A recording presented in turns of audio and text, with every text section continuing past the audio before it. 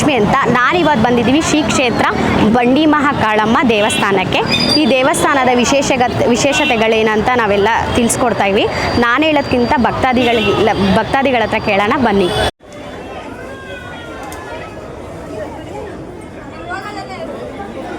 Sir, ಈ ದೇವಸ್ಥಾನಕ್ಕೆ ನೀವು ಎಷ್ಟು ವರ್ಷದಿಂದ ಬರ್ತಾ ಇದ್ದೀರಾ? ಮೇಡಮ್, ಈ ದೇವಸ್ಥಾನ ನಾನು ಹುಟ್ಟಿದಾಗಿಂದನೂ ಚಿಕ್ಕ ಮಗುವಿಂದನೂ ನಾನು ಈ ದೇವಸ್ಥಾನ, ಅಮ್ಮನ ದೇವಸ್ಥಾನ ನೋಡಿ ಬೆಳೆದವ್ರು ನಾವು. ಮತ್ತೆ ಈ ದೇವಸ್ಥಾನಕ್ಕೆ ಬಂದು ನಿಮ್ಗೆ ಏನೇನು ಒಳ್ಳೇದಾಗಿದೆ? ಅಯ್ಯೋ, ಒಳ್ಳೇದೋ ಒಂದೋ ಎರಡೋ. ನಾವು ಇವತ್ತು ಜೀವನ ಮಾಡ್ತಾ ಇರೋದೇ ಅಮ್ಮನ ಹೆಸರಲ್ಲಿ. ಅಮ್ಮನ ಪಾದ ಇಲ್ಲದೆ, ಅಮ್ಮನ ದರ್ಶನ ಇಲ್ಲದೆ ನಾವು ಬಾಳದವರೇ ಅಲ್ಲ. ಮತ್ತೆ ನಮ್ಮ ಕುಟುಂಬ ಪೂರ್ತಿ ಬಂಡಿ ಮಕ್ಕಳಮ್ಮ ಅಂತ ಹೇಳಿದ್ರೆ ನಮಗೆ ಮೈ ಮನೆ ಎಲ್ಲ ಅಮ್ಮನೇ.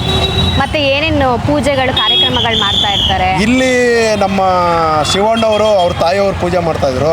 ಆಮೇಲೆ ಶಿವಣ್ಣವ್ರು ಬಂದರು. ಈಗ ನಮ್ಮ ಶಶಿಕುಮಾರ್ ಬಂದಿದ್ದಾರೆ. ಅವರಂತೂ ಅದೆಲ್ಲಿಂದ ಕಲ್ತ್ಕೊಂಡ್ಬಂದ್ರೆ ಗೊತ್ತಿಲ್ಲ, ಒಳ್ಳೊಳ್ಳೆ ನಮ್ಮ ಅಲಂಕಾರ ಮಾಡ್ತಾರೆ ಅಮ್ಮನಿಗೆ.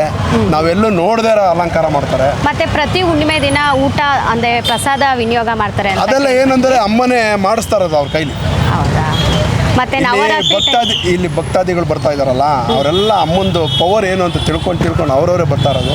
ಹಂಗಾಗಿ ಅನ್ನದಾನ ಸೇವೆ ನಿರಂತರವಾಗಿ ನಡೀತಾ ಇರ್ತದೆ. ಇಲ್ಲಿ ತೀರ್ಥ ಹಾಕಿಸ್ಕೊಂಡ್ರೆ ಮೈಲೆಲ್ಲ ರೋಗಗಳೆಲ್ಲ. ಅಂದರೆ ಬೆಳಿಗ್ಗೆ ಎಷ್ಟು ಗಂಟೆಗೆ ಓಪನ್ ಆಗುತ್ತೆ? ಬೆಳಿಗ್ಗೆ ವಿಶೇಷ ದಿನಗಳ ಥರ. ಅಂದರೆ ಈಗ ಪ್ರತಿ ತಿಂಗಳು ಅಮಾವಾಸ್ಯೆ ಇನ್ನೊಂದು ಮತ್ತೊಂದು ವಿಶೇಷವಾಗಿ ಯಾವ್ದು ಇರ್ತದೆ, ಬೆಳಿಗ್ಗೆ 4 ಗಂಟೆಗೆ ಅದು ಅವರೆಲ್ಲ ಅಲಂಕಾರ ಎಲ್ಲ ರೆಡಿ ಮಾಡ್ತಾ ಇರ್ತಾರೆ. ಯೂಶಲಿ ಇದು 8:45 ಪ್ರಾರಂಭವಾಗುತ್ತೆ.